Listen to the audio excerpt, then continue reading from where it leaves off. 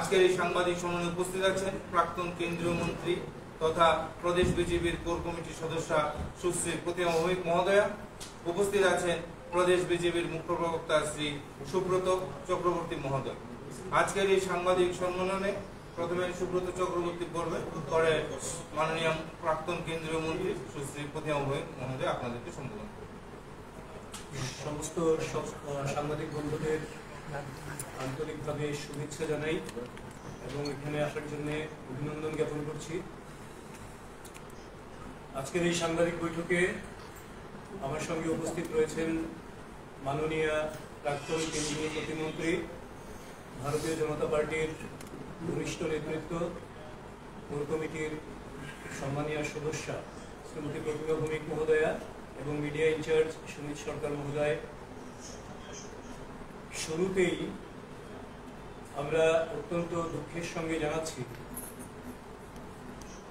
সোনামুড়া মণ্ডলের আমাদের অত্যন্ত গুরুত্বপূর্ণ একজন কার্যকর্তা আশিস পাল মহোদয়, যিনি পঞ্চায়েত নির্বাচনের গণনার দিন 12ই আগস্ট সেই গণনা কেন্দ্রের বাইরে সিপিএম এর হারমাদ বাহিনীর সম্মিলিত আক্রমণে আহত হয়েছিলেন। রড থেকে শুরু করে তীব্রভাবে ওনাকে একের পর এক আঘাত করা হয়েছিল। রক্তাক্ত অবস্থায় উনি জিবি হাসপাতালে চিকিৎসাধীন ছিলেন। গতকাল রাত 3টায় আনুমানিক তার প্রয়াণ ঘটেছে। আমরা ভারতীয় জনতা পার্টি ত্রিপুরা প্রদেশের পক্ষ থেকে তার পরিবারবর্গকে সমবেদনা জ্ঞাপন করছি, তার বিদেহী আত্মার শান্তি কামনা করছি। সেই সঙ্গে এই ঘটনার সঙ্গে যে সমস্ত হারমাদ বাহিনী যারা বিগত 25 বছর টানা শাসন যখন তাদের ছিল, গোটা রাজ্যকে অশান্ত করেছে, রক্তাক্ত করেছে, সেই হারমাদ যারা এই ঘটনার সঙ্গে যুক্ত প্রত্যেকের সর্বোচ্চ শাস্তির দাবি আমরা করছি। আপনারা অবগত আছেন পশ্চিমবঙ্গের কলকাতাস্থিত আরজি কর মেডিকেল কলেজে একজন মহিলা কর্তব্যরতা চিকিৎসক, যার উপর নির্মম অত্যাচার, ধর্ষণ এবং খুনের ঘটনা ঘটেছে, যা নিয়ে গোটা দেশ উত্তাল রয়েছে। এই বিষয় নিয়ে আপনাদের সামনে সবিস্তারে বক্তব্য তুলে ধরার জন্য আমি বিনম্র অনুরোধ জানাচ্ছি মাননীয় কেন্দ্রীয় প্রাক্তন প্রতিমন্ত্রী শ্রীমতী প্রতিমা ভৌমিক মহোদয়া। সবাইকে নমস্কার ও শুভেচ্ছা। আসার জন্য ধন্যবাদ। আমাদের আজকের পত্রকার বার্তার মূল উদ্দেশ্য হচ্ছে গত 8ই আগস্ট পশ্চিমবাংলায় আমাদের দেশের মেয়ে, পশ্চিমবাংলার মেয়ে, একজন ডাক্তার এবং যিনি পিজিটি কোর্স করছেন 3rd ইয়ারে, আমাদের মেয়ের নৃশংসভাবে গণধর্ষণ এবং নৃশংসভাবে তাকে হত্যা করা হয়েছে। তাছাড়া গত 12 তারিখ পঞ্চায়েত নির্বাচনের রেজাল্ট ছিল। আশিস পাল নামের আমাদের সোনামুড়া মন্ডলের কার্যকর্তাকে তার মাথাকে কুপিয়ে চৌচির করে দেওয়া হয়েছিল। সে 12 তারিখ থেকে মৃত্যুর সঙ্গে পাঞ্জা লড়ছিলেন। আজকে আমরা বলেছেন গতকাল রাত্রেও ওনার স্বর্গবাস হয়েছে। এবং আজকে আমরা আমার রাজ্যের শান্তিপ্রিয় বুদ্ধি শুভবুদ্ধি যারা নাগরিকরা রয়েছেন, যে কোনো দলের লোক, সবার কাছে আমি সংকল্প করছি আশিস পালের যারা দুষ্কৃতী তাদের শেষ পর্যন্ত আমি ব্যক্তিগতভাবে প্রথম সেটাকে দেব, আমি সংকল্প নিচ্ছি। এবং পশ্চিমবাংলায় গত 8 তারিখের রাত্রিতে যে ঘটনা ঘটেছে, অহরহ পশ্চিমবাংলায় এই ধরনের ঘটনা ঘটছে। কমিউনিস্টের শাসনেও সেটা হয়েছে এবং কমিউনিস্টের শাসন যে জায়গায় শাসনটাকে রেখে গেছেন একজন মহিলা মুখ্যমন্ত্রী, যিনি স্বরাষ্ট্রমন্ত্রী, যিনি স্বাস্থ্যমন্ত্রী, যিনি মুখ্যমন্ত্রী এবং মহিলা, যিনি মা মাটি মানুষের কথা বলছেন, ওনার নেতৃত্বে যে সরকার চলছে প্রতিটা মুহূর্তে মায়ের ইজ্জত ভুল লুণ্ঠিত। আরজি করের ঘটনা আমাদের প্রত্যেকটা নাগরিকের শরীরকে যে রক্তহীন করে দেওয়ার একটা ঘটনা ঘটেছে। আমরা কোথায় সুরক্ষিত মেয়েরা? পশ্চিমবাংলার কোন জায়গায় আমরা সুরক্ষিত? প্রথমত হচ্ছে যখন ওনার ধর্ষণের পরে, গণধর্ষণ করার পরে রক্তাক্ত অবস্থা ওনাকে ফেলে দেওয়া হয়েছে, তখন সরকার এবং পুলিশ প্রশাসন সবাই মিলে সেটাকে সুইসাইড বলে চালিয়ে দেওয়ার কাজ করেছেন। কারণ পশ্চিমবাংলার মুখ্যমন্ত্রীর একটা অর্গানাইজড সিস্টেম রয়েছে ওনার, সেই সিস্টেমটা সেদিনেও তিনি কাজে লাগানোর চেষ্টা করেছেন। কিন্তু হসপিটালে যারা ডাক্তাররা ছিলেন সবাই তার প্রতিবাদ করাতে সেটা উনি করতে পারেননি। উনি কি করেছেন যে ডক্টর কথায় আপনারা শুনেছেন 36 আওয়ার্স এক নাগারে মেয়েটাকে উদ্দেশ্যমূলক ভাবে, উদ্দেশ্য প্রণোদিত ভাবে, মানে ডাক্তারদের রিগিং সেটা ওই মেয়েটার উপর করা হয়েছে। 36 আওয়ার সে ডিউটি করেছে। তারপরে বলা হচ্ছে সেমিনার হলে। আমরা অনেক ভিডিও শুনেছি, ভিডিওর মধ্যে ওই হসপিটালের ডাক্তার যারা রয়েছে তারা বলেছেন সেমিনার হলে ওকে হত্যা করা হয়নি, যে লিভিং রুম যেটা ডাক্তাররা রেস্ট রুম রয়েছে তার মধ্যে সে শুয়েছিল, সেই জায়গাটাকে গণধর্ষণ করা হয়েছে এবং তার 100-র উপরে তার শরীরে আঘাত রয়েছে এবং এমন ভাবে আঘাত করেছে যার রক্ত, চোখ দিয়ে রক্ত বেরিয়েছে, গলার হাড়গুলি ভেঙে দিয়েছে। পোস্টমর্টম রিপোর্ট আমাদের কাছেও রয়েছে এবং হাত পা ভেঙে দেওয়া হয়েছে। কিভাবে কি করেছে সবটা এত লজ্জা, মানে সভ্য সমাজে এই ধরনের বর্বরতাকে কেউ সহ্য করে না আমি মনে করি, এবং আমরা কেউ সভ্য সমাজ তার পারমিশনও দেয় না। কিন্তু পশ্চিমবাংলায় সেটা শুধু 8ই আগস্টের ঘটনা নয়, কামুদিনীর ঘটনা বলুন, বকটুরির ঘটনা বলুন, আমাদের সাঁতরাগাছির ঘটনা বলুন, হাঁসখালির ঘটনা বলুন, বীরভূমের ঘটনা বলুন, লাস্টে সন্দেশখালী থেকে শুরু করে আরজি কর, আজকে গোটা দেশের মধ্যে আরজি কর আমরা শুনছি। প্রত্যেকটা ঘটনা মহিলাদেরকে সম্মানকে ভুলুণ্ঠিত করা হচ্ছে। আর উনি নাটক করছেন। নাটকটা কি? উনি স্বরাষ্ট্রমন্ত্রী, উনি স্বাস্থ্যমন্ত্রী, উনি মুখ্যমন্ত্রী, উনি প্ল্যাকার্ড নিয়ে নাটক মঞ্চস্থ করছেন। কিসের? কার বিরুদ্ধে উনি আন্দোলন করছেন? উনি তো সবকিছু শেষ কথা। কিন্তু পশ্চিমবাংলা সরকার অর্গানাইজড ওয়েতে গোটা রাজ্যে প্রত্যেকটা ক্ষেত্রে তৃণমূলের গুন্ডা বাহিনী দ্বারা সরকারটা হাইজেক হয়ে গেছে। সরকারি কোনো তন্ত্র পশ্চিমবাংলা নেই, প্রতিটা কাজ গুন্ডারা করছেন, তৃণমূলের গুন্ডারা, তথাকথিত গুন্ডারা সেই কাজটা করেছেন।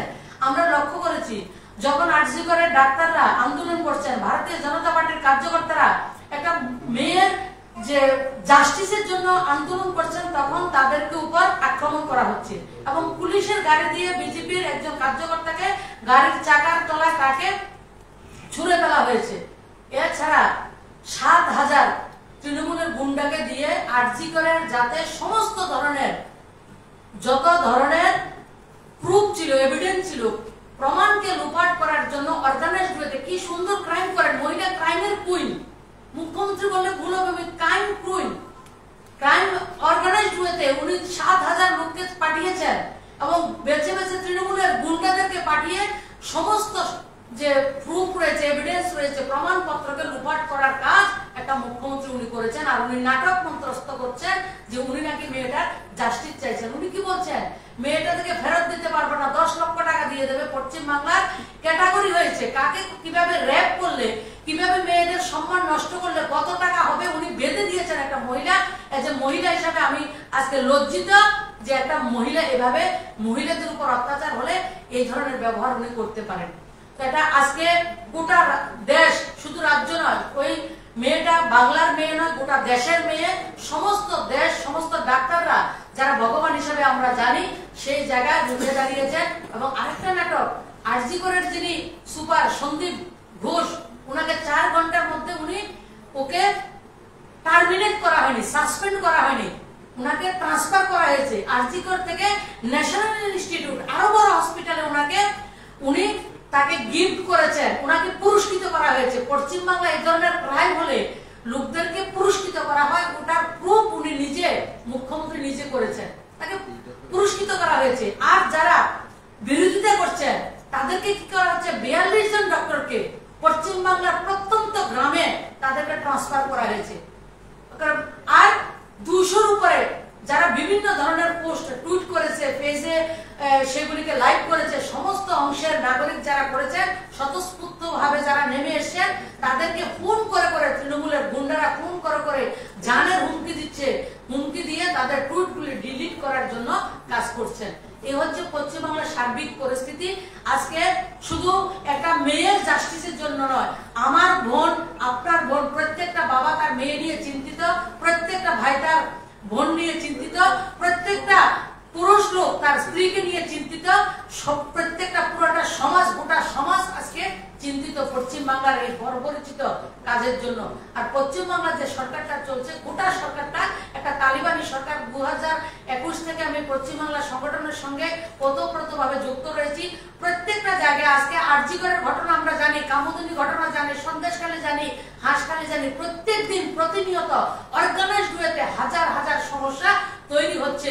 কাউকে কথা বলার অধিকার নেই, কথা বলার অধিকার ছিনিয়ে নিয়েছে এই তালেবানি শাসন।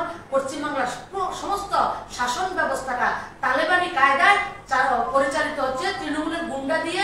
সরকারের কোনো কাজ নেই, পুলিশের কোনো কাজ নেই, শাসন প্রশাসন সেই জায়গায় ভুল উন্নীত, সেই জায়গায় গুন্ডাদের হাতে কুক্ষিগত হয়ে গেছে। তার জন্য আমরা আজকে একজন মহিলা হিসাবে এবং একজন নাগরিক হিসাবে, গোটা দেশের নাগরিকরা যেভাবে জেগেছেন, সবাইকে আবার বলবো যে মমতা ব্যানার্জির পদত্যাগ খুব দরকার। এই মহিলা যতদিন থাকবে আমাদের পশ্চিম বাংলার মহিলারা সুরক্ষিত নয়।